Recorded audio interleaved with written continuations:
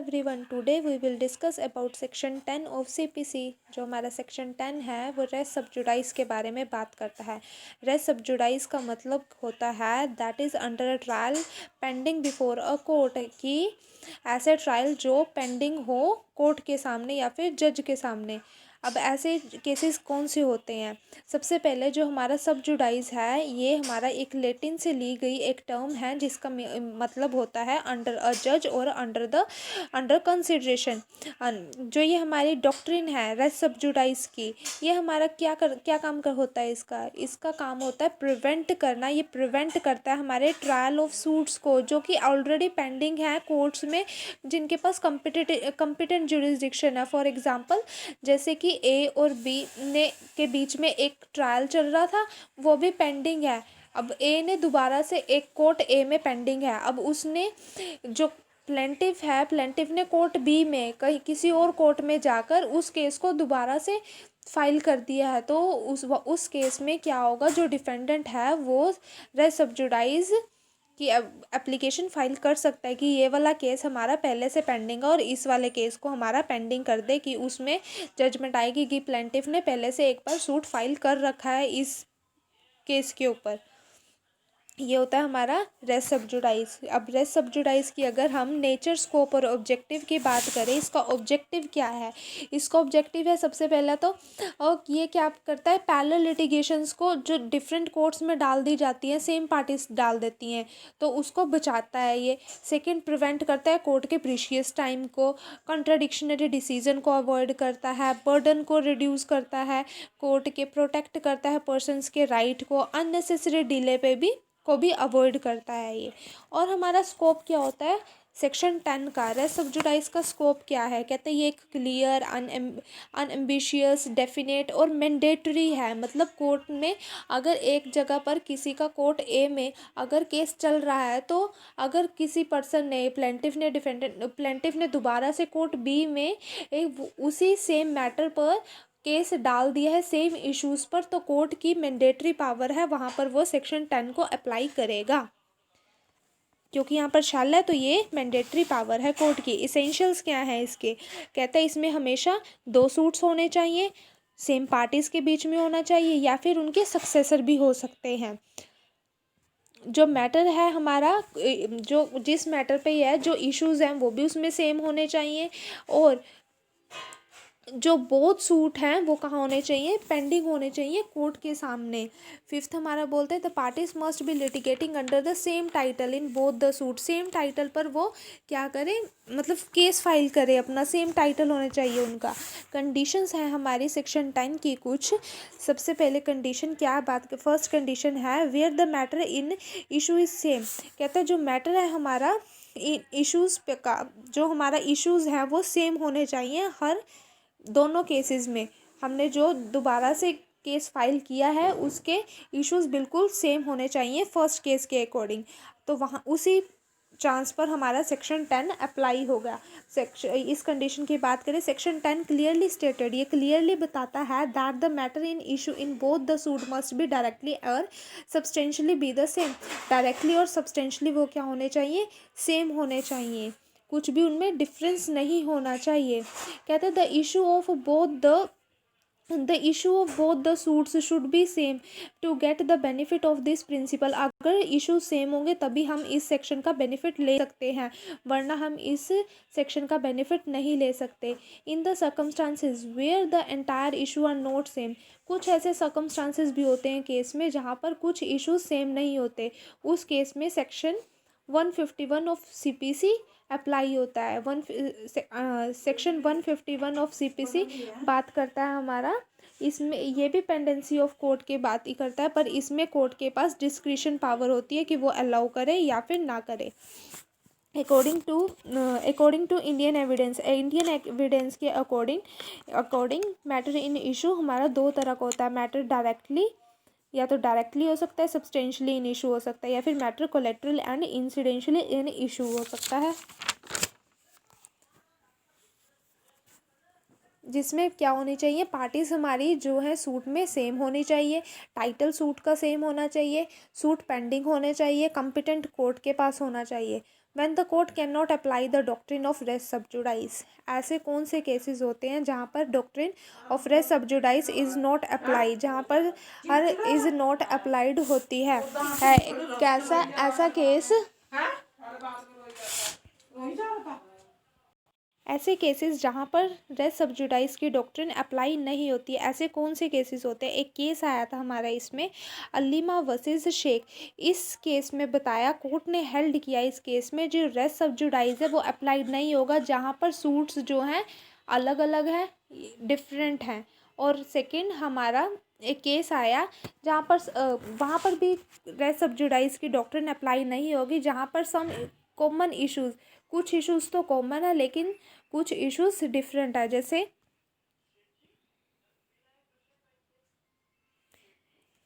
See the example,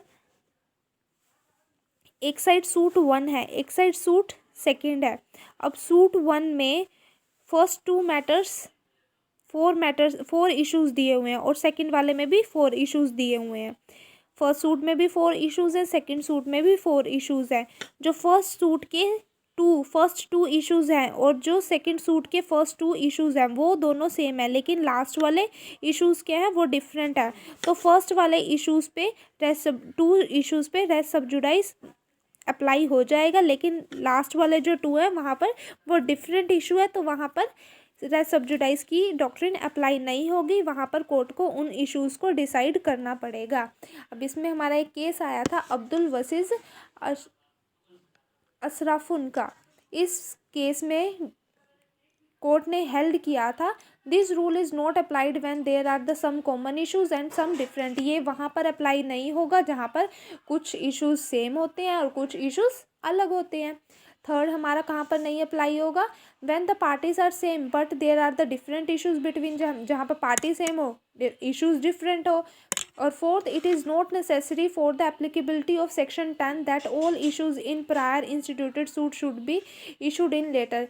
ये भी ज़रूरी नहीं है कि फर्स्ट वाले जो केस हमने फाइल किया हुआ है पहले उसके इश्यूज जो हैं,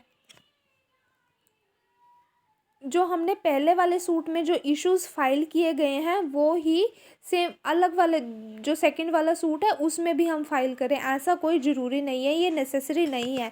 पर्सन कुछ और इश्यूज भी फाइल कर सकता है वहाँ पर, फिर अगर उसने कुछ और इश्यूज अप्लाई कर दिए वहाँ पर तो वहाँ पर रेस सब्जुडाइज की ये डॉक्ट्रिन अप्लाई नहीं होगी। एग्जाम्पल देखते हैं हम सेक्शन 20 का पूरा डिटेल में। एक बार एक पर्सन है ए और एक बी। ए क्या है प्लेंटिव, बी क्या है डिफेंडेंट।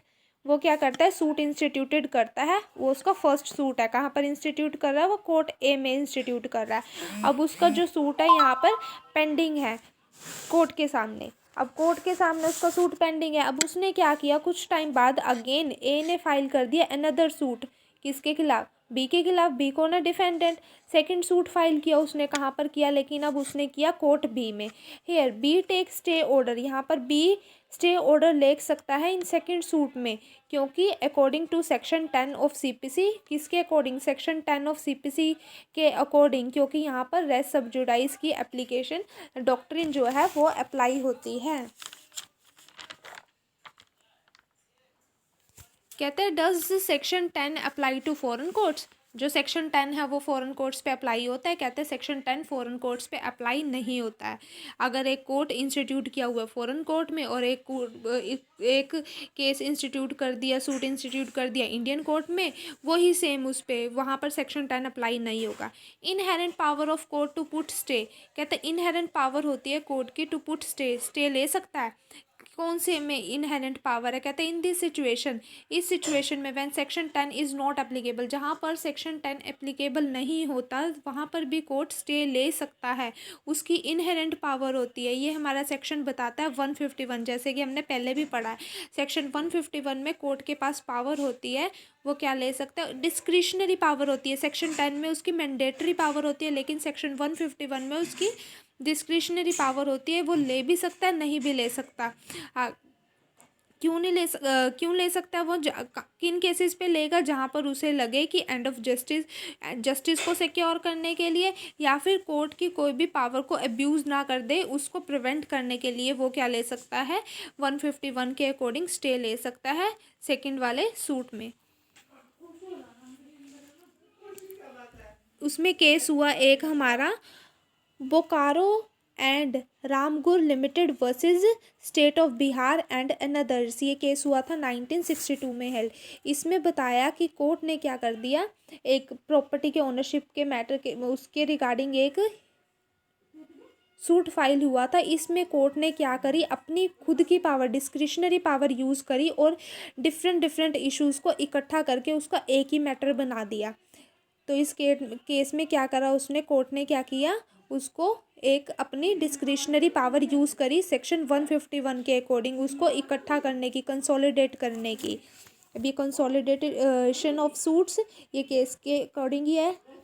इंटीरियम ऑर्डर क्या होता है, इंटीरियम ऑर्डर होता है टेम्परेरी ऑर्डर, ऐसे ऑर्डर्स जो कोर्ट पास कर देती है फाइनल डिग्री आने से पहले जो भी कोर्ट ने कुछ ऑर्डर पास किया हुआ है जो कि पार्टीज के बेनिफिट के लिए होता है, उसको हम इंटीरियम ऑर्डर बोलते हैं।